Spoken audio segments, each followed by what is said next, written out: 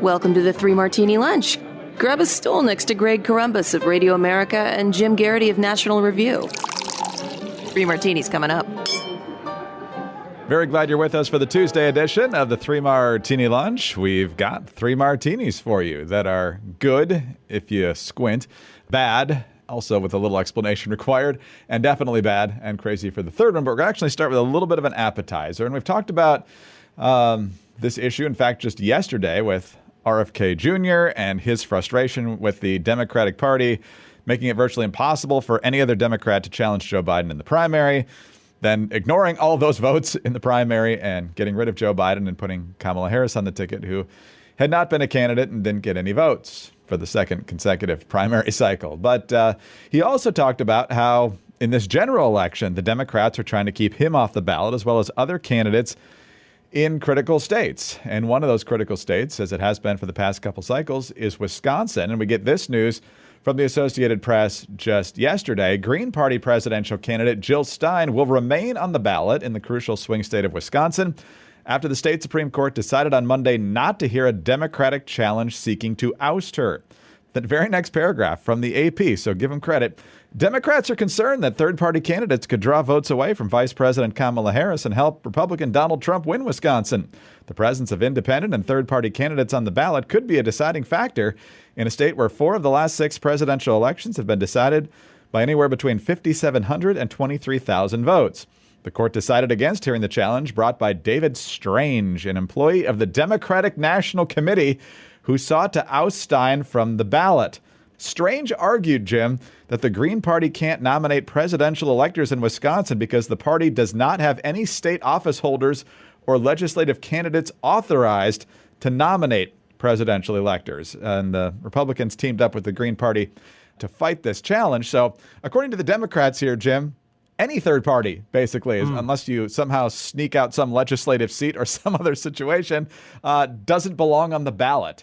So good for the Supreme Court, which tilts to the left, we must point out, for recognizing how absurd this is. First of all, let me begin. David Strange, you should have gone to medical school, because then at least you'd have a cool nickname. Alas, Lawyer Strange, not Dr. Strange, Counselor Strange, basically is arguing that you can't be a presidential candidate. You can't be on the ballot because you don't have enough office holders. So because you haven't elected enough candidates, you can't be on the ballot. So how you can kind of see the chicken and the egg. Well, if you can't get on the ballot, you can't elect anybody to get out. I mean, there'd be office holder to be in the first place. Now, look, are there times when you look at a third party or independent, bid to get on the ballot, and if they forged signatures or something, okay, that's if you didn't make it, if you had missed the deadline, there are rules you have to follow, and if you can argue that somebody didn't follow the rules, that's totally fair game. That's not what's going on here, and I kind of love how the credit to the news coverage saying Democrats want the Green Party off the ballot because it could hurt Kamala Harris, and therefore. Jill Stein should not belong on the ballot. Now, I don't expect Jill Stein to be a big factor. The polling has indicated it's 1% at the top.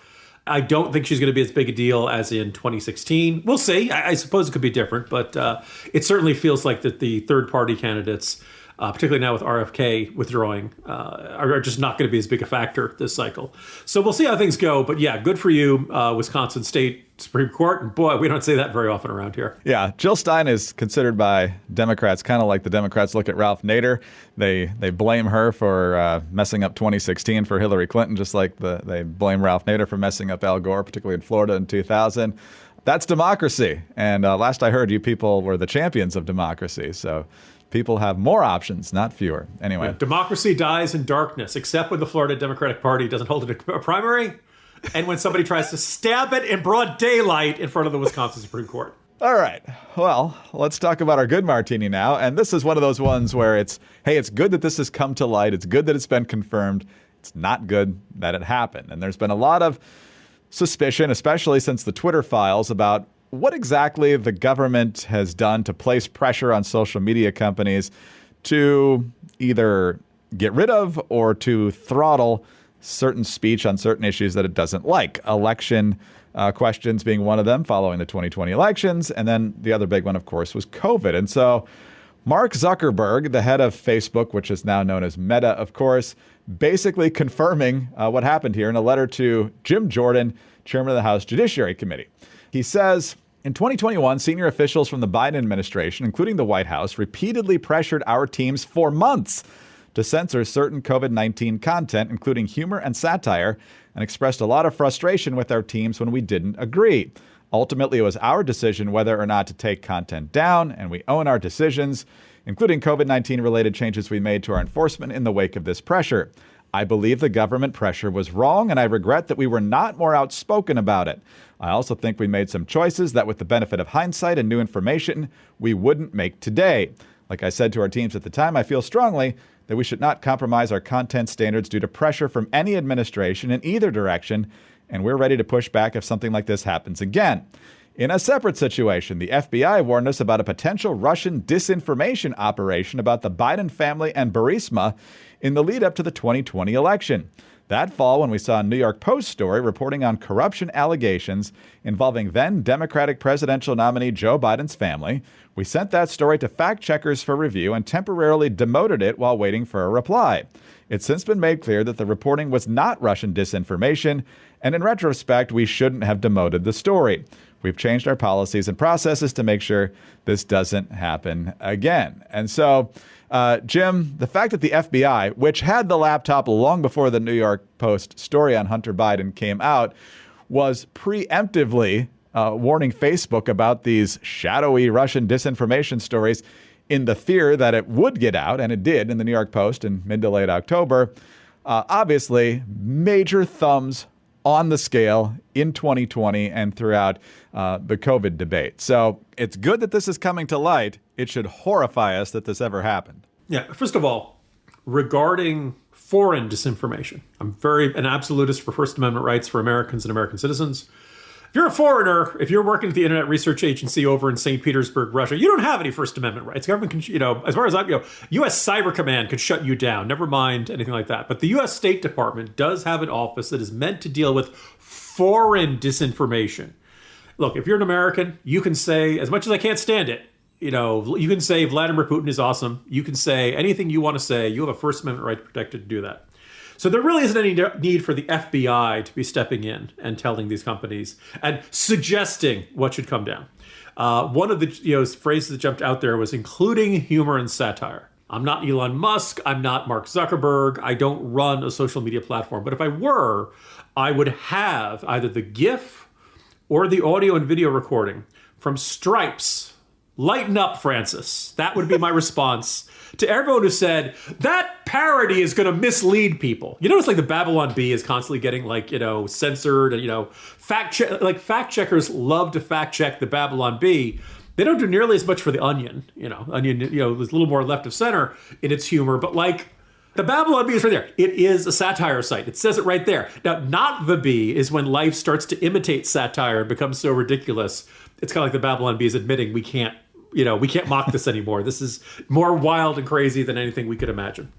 As for the rest of this stuff, does the government have an interest in having accurate information get out there and not having misleading information get out there? Sure, when the stakes are high enough. And you could argue certain things around the pandemic were high enough. But I think the correct thing to do is to say this is the correct information.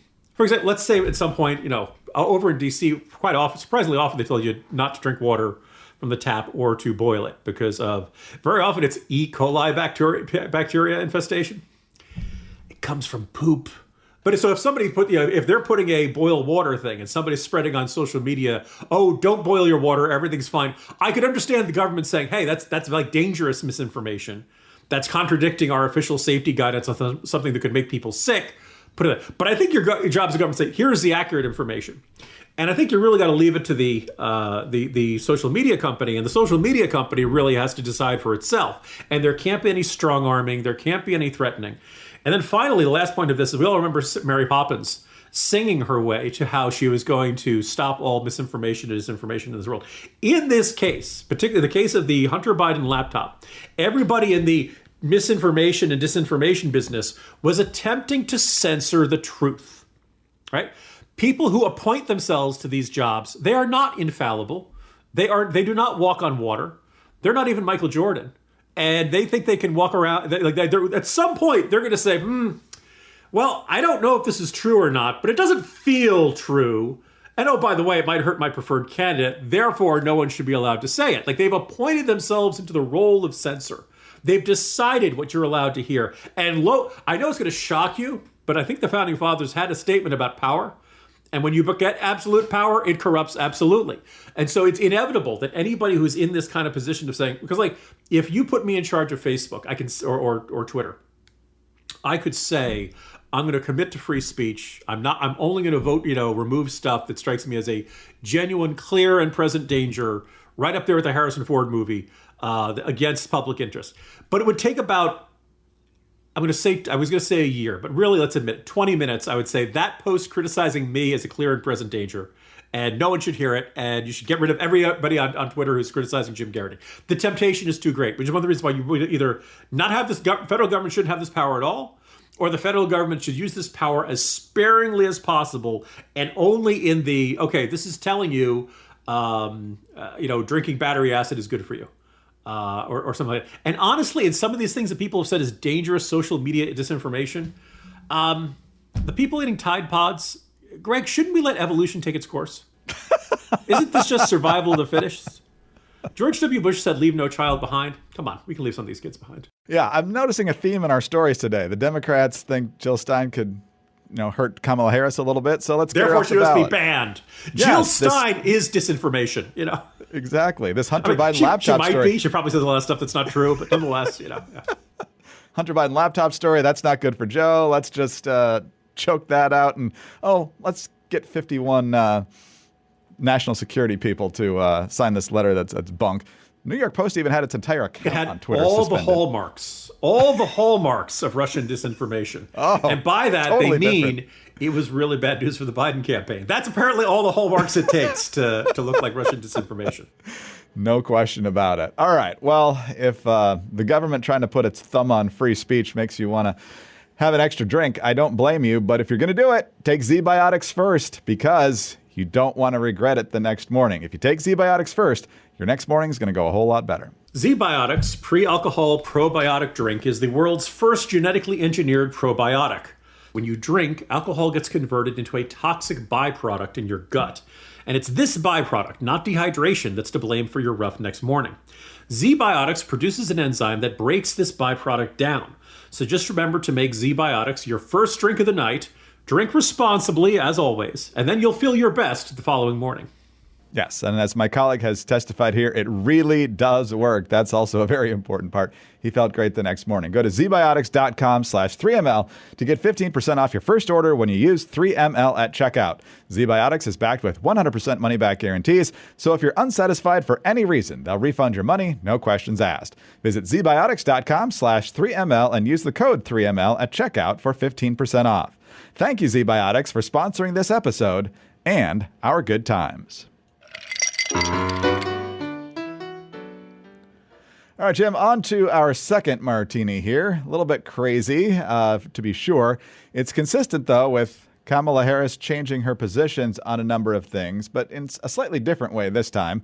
We know about her aides, not her, as we established yesterday, but her aides issuing terse statements saying, her thing about banning fracking, yeah, she didn't believe that anymore. No more private health care insurance, yeah, she didn't agree with that anymore. But now she is in favor of a wall at the southern border. Indirectly, of course, but by fully embracing the Senate bill that was rejected by Republicans and then became the hallmark for Biden's argument and now Harris's argument that they're really the border hawks and it's the Republicans who are playing politics on the issue, regardless of statistics from the past 3 years. And because a wall is in that bill, she is now establishing herself as being in favor of that, despite constantly over the years deriding the idea of a border wall. Folks have plenty enough problems that they need their president to focus on, instead of a wall that, by the way, because I was a prosecutor for many years, including the Attorney General of California, I specialize on transnational criminal organizations. Yeah. That wall ain't gonna stop them. Jim, not exactly a full-throated statement of, I'm all for the wall now, But given what she said at the convention, she's at least tacitly supporting that. So the question is, why the switch? And also, of course, does she actually mean it if she's elected? Well, first of all, Greg, I'm sure she'll clear all of this up when she does all of her press conferences and her sit-down on-camera interviews. This is why you're supposed to do these sorts of things, is you're not supposed to have these vague statements put out by your aides laying out what your policy positions are. I almost want to salute Axios. This is a triumph of looking like they're criticizing Kamala Harris with the headline, Harris flip-flops on wall, but actually kind of doing her a favor, right? Because the perception is that she's this, stumble bum who couldn't do anything in the migration czar, wink, wink position over the last couple of years. Oh, so she flips up, she's supporting the wall. Okay, so I can vote for her, and I'll still get a border wall, which polls very well. People like border security. People want to see more fencing. And as you laid out, technically, and because all the time she's criticized the wall, you could say this is flip-flopping. But this is, $650 million on a wall. They have up until 2028 to spend it, and there has to be a Secretary of Homeland Security has to issue a report authorizing and justifying it. Now, would it be better than nothing? Yeah, okay. And at the average cost, we're looking at about 100 miles of new border fencing. If you're given the choice between 0 and that, I would choose that. But it's worth noting, like the Border Patrol said, we really need like 300. So at best, you're addressing 1/3 of what we need by 2028, which would be the end of Harris's, first term, in exchange for a whole bunch of stuff in the bill that we didn't like. This is not like supporting wall construction. This is begrudgingly acquiescing to the minimal amount of new fencing construction so you can get all the other stuff that you want. No, that's exactly right. And I love in this Axios story the quote from James Lankford, who was the Republican who negotiated this bill. We don't love the bill, given the number of illegals it still allows in on a daily and weekly basis and work permits and all that stuff. But if you remember in the speech, Jim, and I'm sure you do because you were there at the United Center on Thursday night, where Kamala Harris said that she and Joe Biden put together this bipartisan group of lawmakers to hammer out this deal. And so Lankford talked to Axios and he says, Harris wasn't involved in the months-long negotiations. Quote, we never saw any vice president's staff here. She was a Johnny-come-never. I know she's talking about it now, but she wasn't talking about it at all before. And so... Hold on, Greg. Hold on. I know it sounds like we're being harsh. If you're trying to put together a complicated, delicate deal and get everybody on board, isn't staying away like the best thing Kamala Harris can do for you if you're James Lankford? The moment Kamala comes out, hi, everybody. I'm here to help you with your immigration reform bill. She has this very kindergarten greeting you in the morning, da da da da da da da, intonation that I don't think she helps get the deal done at all. So in a way, she is doing him a favor, but by being Johnny come never. But as president, you can't stay away. So it's not like there wouldn't be any way to do that. I would not turn to Kamala Harris to be the architect of bipartisan deals in the Senate in years to come. But the idea that she was the one who orchestrated this bipartisan proposal is also all wet. And then also your former colleague John McCormick over at the Dispatch and a couple other colleagues pointing out that behind the scenes at other panels in Chicago last week, you had Sheldon Whitehouse, that paragon of moderation on the Democratic side, pushing Supreme Court reform and an omnibus bill that would roll term limits for Supreme Court justices with a national abortion legalization bill and some other things. Not exactly part of the middle of the road image that the Democrats were pushing last week. So we've got the Kamala that they want you to see and the Democratic agenda that's actually being hashed out behind the scenes if they get the power they hope to. Greg, when it comes to establishing common sense reforms and bringing us up into the 21st century, my first thought is always to turn to Sheldon Whiteclub.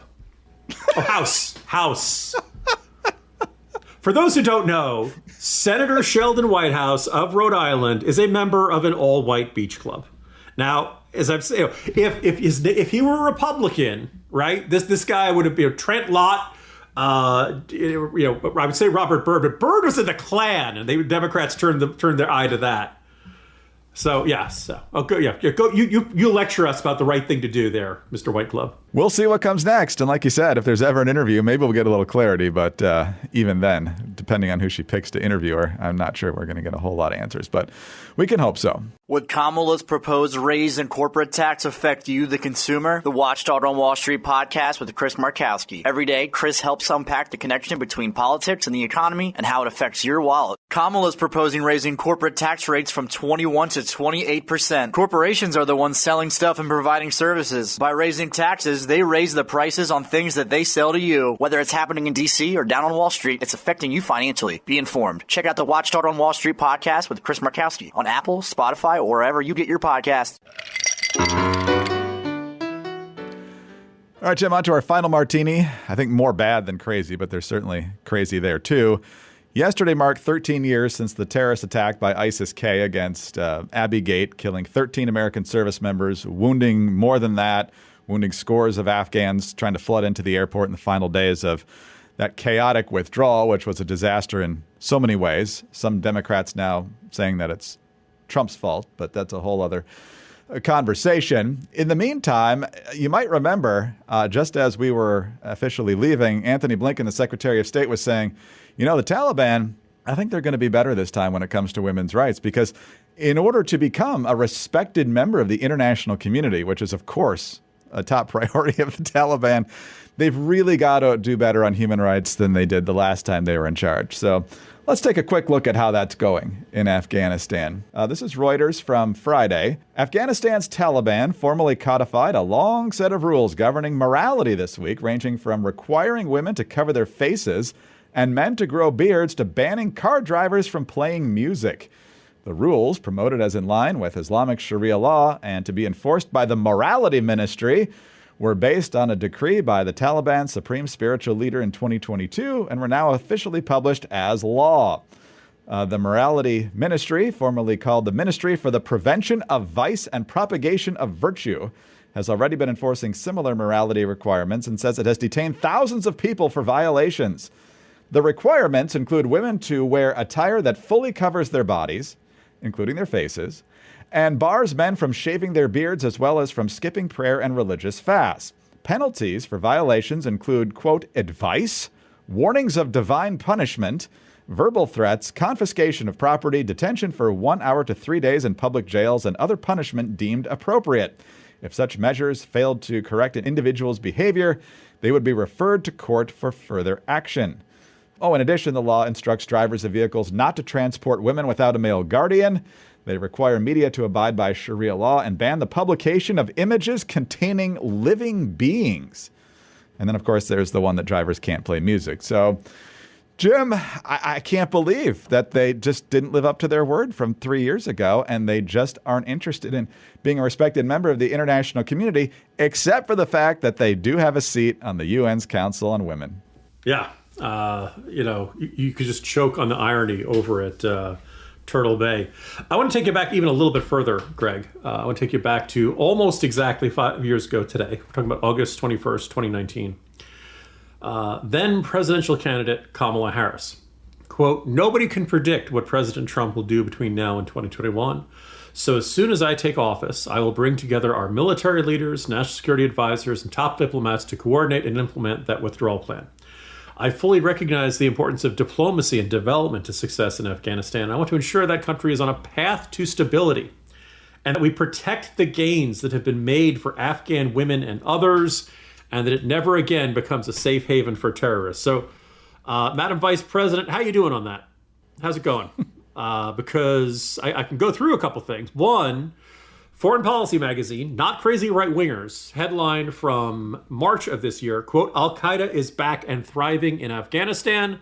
The architects of 9/11 are profiting from gold and gem mines in the Taliban-led country. Now, Al-Qaeda, that's ringing a bell. I have a feeling, I have a bad feeling about these guys. I think there's some reason we should be not liking them. I would point out that the Special Inspector General for Afghanistan Reconstruction pointed out that the United States is the largest donor to the Afghan people. We remain deeply engaged in Afghanistan despite the Taliban takeover of the country in August 2021. We have made more than $8 billion in assistance to Afghanistan and Afghanistan refugees. The largest donor to the United Nations humanitarian effort to aid for Afghanistan. And that means regular shipments of $40 million from Kabul into New York to pay UN staff and implementing partners. The Taliban derives revenue from this aid in the form of licenses, taxes, and administrative fees. This Inspector General found the Taliban likely gained access to about $57 million in funds that the Department of Defense, State, and U.S. aid provided to the former Afghan government. In other words, who's paying to keep the Taliban in business? You are, American taxpayers. Now, I've written about that. I haven't seen anybody else write about that. And this is not some crazy right-winger. This is the Special Inspector General for Afghanistan. Why are we paying this money? Why are we paying money? I know you don't want to see the Afghan people starve. But if we're giving this money and some of the money goes to the Taliban, i.e. the best buddies of Al-Qaeda, why are we doing this? Why, And then finally, because I have a long memory, Jen Psaki, who I've been with on several panels, she's a very nice woman. And I don't doubt that she was put in all kinds of ridiculous situations and often put out some ludicrously implausible spin in the first year or two of the Biden administration. I'll take you back to August 31st, 2021, coming up on 3 years ago today. Quote, "We have enormous leverage over the Taliban, including access to the global marketplace. It's not a small piece of leverage," unquote. Well, there are two options. One is that that's horsepucky, and that's the correct option. The second option is that we do have enormous leverage over the Taliban, and we just choose not to use it. And we're okay with what they're doing. Now, I don't like the Biden administration. I think they're all, a bunch of them are a bunch of incompetents. As my friend Stephen Moore said, Jake Sullivan should be working at Chipotle somewhere. But all in all, I don't think they actually want the Taliban to be doing this. I think they decide, first of all, the spin, we have leverage over them, was spin at that time. Although we could cut off the money we're sending. Have we thought about that at all? Anyway, so we have limited leverage, but we don't even want to use that. And so this fate of Afghanistan gets worse and worse after all the assurances that the Afghan army was stronger than the Taliban, that we were not going to see helicopters taking off. And then Biden closed with all these promises. We were not going to forget about those women. We were not going to forget about those children. We were not going to forget about all those Afghan. We're not going to forget about the Americans who were left there. I mean, look, the Americans held by Hamas aren't even a news story these days. So in the end, the only time the media is interested in an American held by a hostile foreign power is when Biden's announcing the deal that gets him back. And we're giving up, assassins, spies, hackers, the worst of the worst. People who, by the way, our intelligence community, national security, law enforcement, military, all those folks put in God knows how many man hours to put those people behind bars. And then they're out just like that. Anyway, this is a disastrous foreign policy that you'd like to see somebody point. I think this is a more useful thing to talk about, Greg, than say, crowd sizes, how the Green Bay Packers are going to do. Stay on message. No, I mean, so Afghanistan basically is brutally repressing people's freedoms and is a safe haven for thriving terrorist groups. So, but other than that, the opium trade. Let's not forget that. Yeah, so starvation, cholera spreading. Everything got worse. Jim, depressing way to end the day. Thanks for your time as always. See you tomorrow. It'll be cheerier tomorrow, folks. Just kidding. It won't be. See ya. Well, we can hope so anyway. Jim Garrity, National Review. I'm Greg Corombos of Radio America. Thanks for being with us today. Please subscribe to the podcast if you don't already. Tell your friends about us as well. Thanks also for your 5-star ratings and your kind reviews. Please keep those coming. Get us on your home devices. All you have to say is play 3 Martini Lunch podcast. Follow us both on X. He's at Jim Garrity. I'm at Dateline_DC. Have a terrific Tuesday and join us again on Wednesday for the next 3 Martini Lunch.